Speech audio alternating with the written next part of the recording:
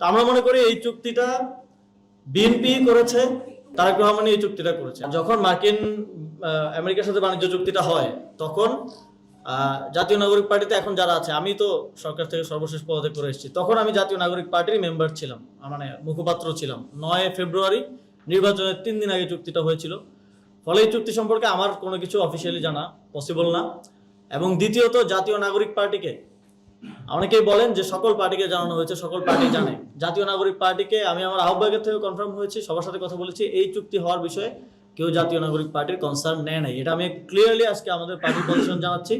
এবং আমরা অনেক সময় অনেক কিছু শুনি যে এই চুক্তি হওয়ার ক্ষেত্রে তো 90 দিন সময় ছিল, আপনারা সবাই জানেন যে 90 দিন সময় দেওয়া হয়েছিল যে এই সময়ের মধ্যে চুক্তিটা করতে হবে। তো চুক্তিটা আমরা দেখলাম যে সরকার 1 মাসের মধ্যেই করলো, 30 দিনের মধ্যে করলো, আরো কিন্তু 2 মাস সময় ছিল। তো অনেক সময় আমরা শুনি যে এখন যিনি পররাষ্ট্রমন্ত্রী হলেন তিনি তো বিএনপির সাথে সমঝোতায় থেকেই অন্তর্বর্তী সরকারে আসলে সার্ভ করেছেন। তো তিনি বিএনপির সাথে সমঝোতা করে এই চুক্তি করার দায়টা অন্তর্বর্তীকালীন সরকারের উপরে দেওয়ার জন্য তড়িঘড়ি করে নির্বাচনের 3 দিন আগে চুক্তিটা করলেন কিনা, এই প্রশ্নটা কিন্তু জনমনে এবং যারা নীতি নির্ধারক বিভিন্নভাবে উপদেষ্টা ছিলেন, পররাষ্ট্র উপদেষ্টা সাবেক পররাষ্ট্র উপদেষ্টা একটা বক্তব্য দিয়েছেন। তা আমরা মনে করি এই চুক্তিটা বিএনপি করেছে, কিন্তু সে জাস্ট নির্বাচনের 3 দিন আগে তাদেরই বর্তমান পররাষ্ট্রমন্ত্রীকে দিয়ে এটা অন্তর্বর্তী সরকারের ঘাড়ে চাপিয়ে দিয়েছে।